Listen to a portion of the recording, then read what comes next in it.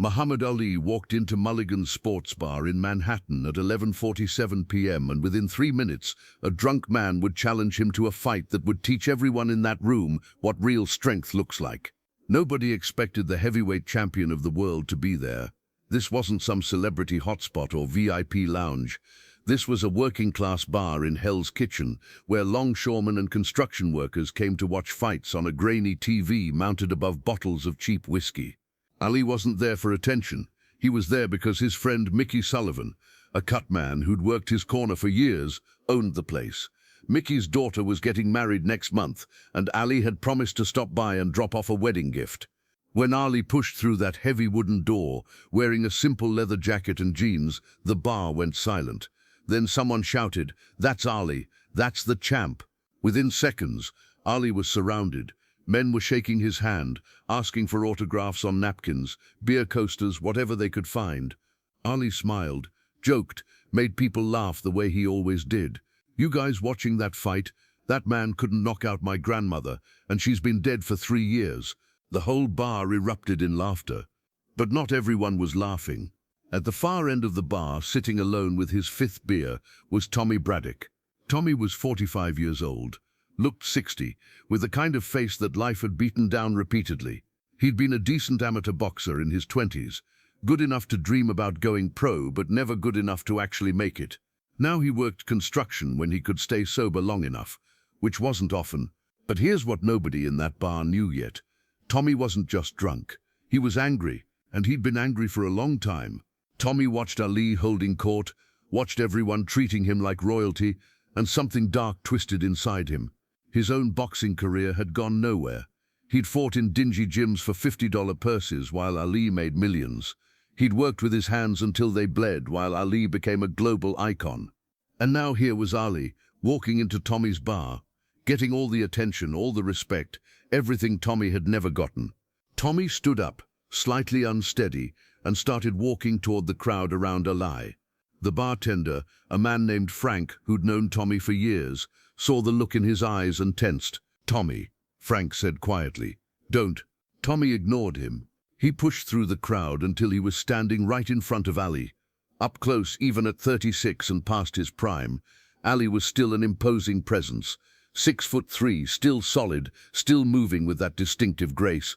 But Tommy was too drunk and too angry to be intimidated.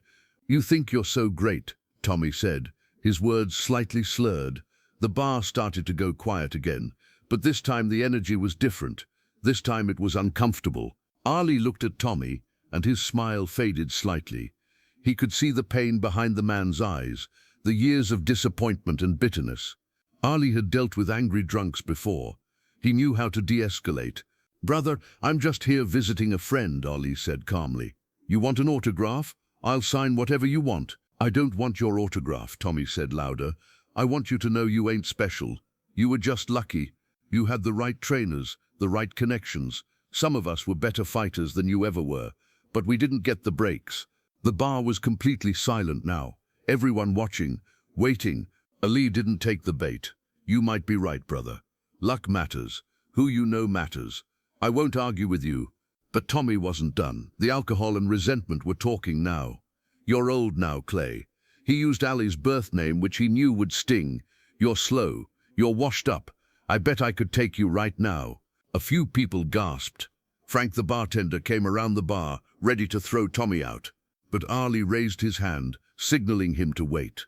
"Brother, you don't want to do this," Ali said, his voice still calm but with an edge now. "Go home. Sleep it off. Tomorrow this'll all seem different."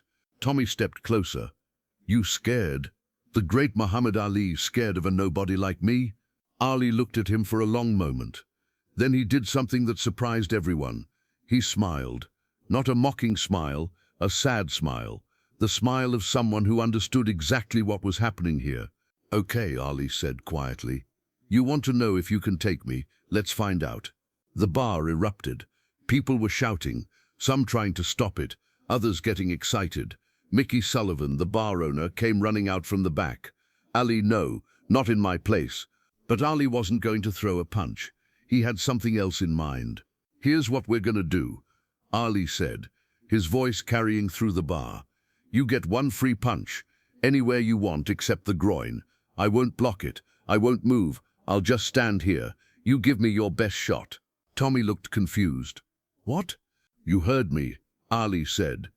"Everyone here is a witness. You get one free punch. If you knock me down, you win. You get to say you beat Muhammad Ali. I'll even sign something saying so. But if you don't knock me down," Ali paused, "then you buy me a drink and we sit down and talk. Deal?" Tommy should have known this was a bad idea. Even drunk, even angry, some part of his brain should have said this was insane. But pride and whiskey are a dangerous combination. "Deal," Tommy said. The crowd formed a circle. Someone moved tables out of the way. This was really happening. Ali stood in the center of the makeshift ring, hands at his sides, relaxed. "Whenever you're ready, brother." Tommy took a breath. He'd been in enough fights to know how to throw a punch. He wasn't some amateur. He squared his shoulders, chambered his right hand, and threw the hardest punch he could manage. It was a good punch, solid. It caught Ali on the jaw with a meaty thud that echoed through the bar. Ali's head snapped to the side. For a moment, everything froze. Then Ali slowly turned his head back to face Tommy. He wasn't down. He wasn't even staggered. There was a slight red mark on his jaw, but that was it. Ali stood there, hands still at his sides, looking at Tommy with those sharp, intelligent eyes. "Is that all you got?" Ali asked quietly. Tommy's face went pale. The adrenaline that had been fueling him drained away, replaced by something else.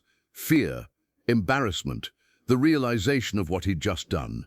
He'd punched Muhammad Ali in the face, given it everything he had, and it had done nothing. But what Ali did next was what everyone in that bar would remember for the rest of their lives. Ali didn't hit back. He didn't mock Tommy. He didn't let the crowd jeer. Instead, he stepped forward and put his hand on Tommy's shoulder.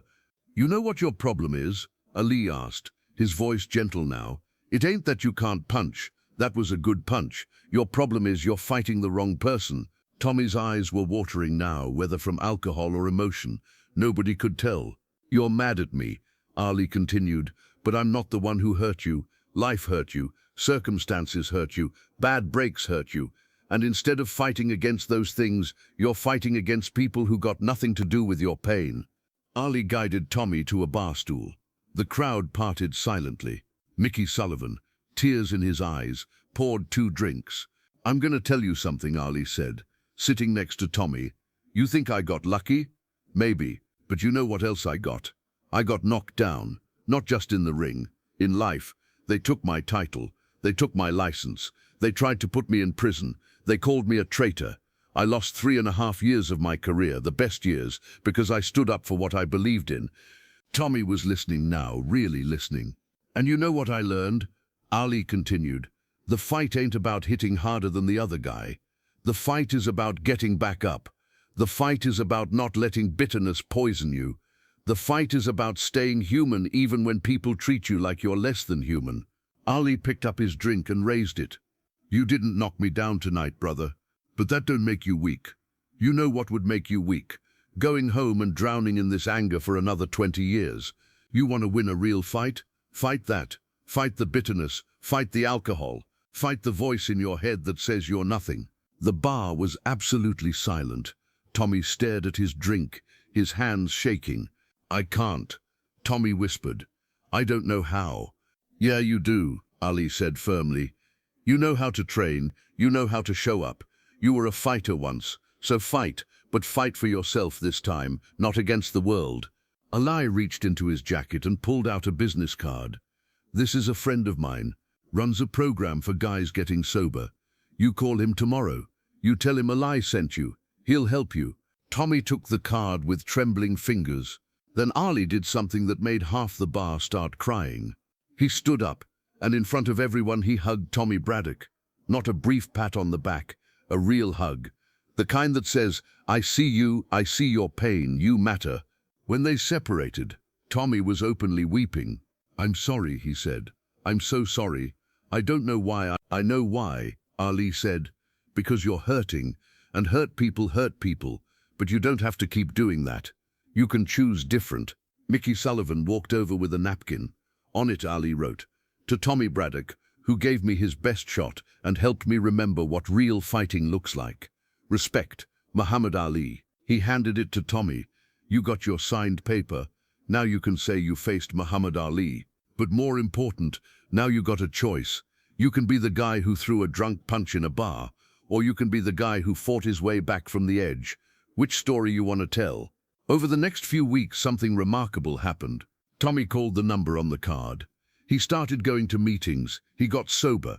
It wasn't easy, and it wasn't quick, but he showed up. Every day he showed up. 3 months later, Tommy got a letter. It was from Ali.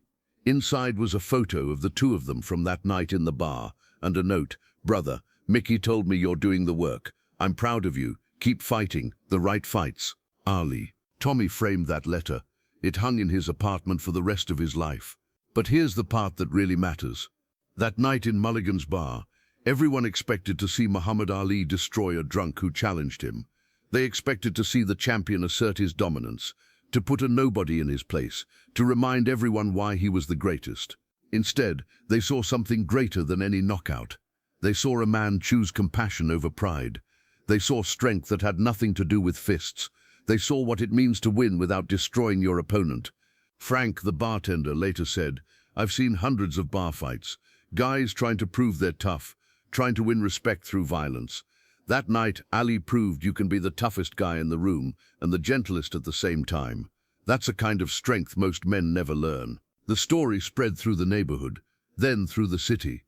Not as a tale of Ali's physical dominance, but as a story about mercy and redemption, about second chances, and choosing the harder right over the easier wrong. Years later, when Ali's Parkinson's disease had progressed and he could barely speak, Tommy Braddock, sober now for over a decade, with a steady job and a repaired relationship with his daughter, traveled to Michigan to see him.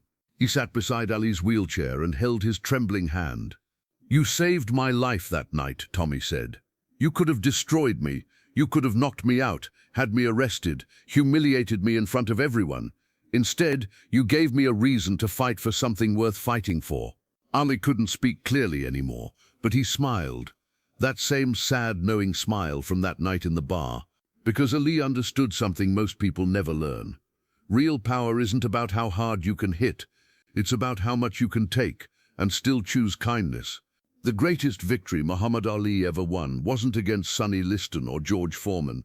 It was against Tommy Braddock in a bar in Hell's Kitchen, when he chose to lift up a broken man instead of breaking him further. That's what made him the greatest.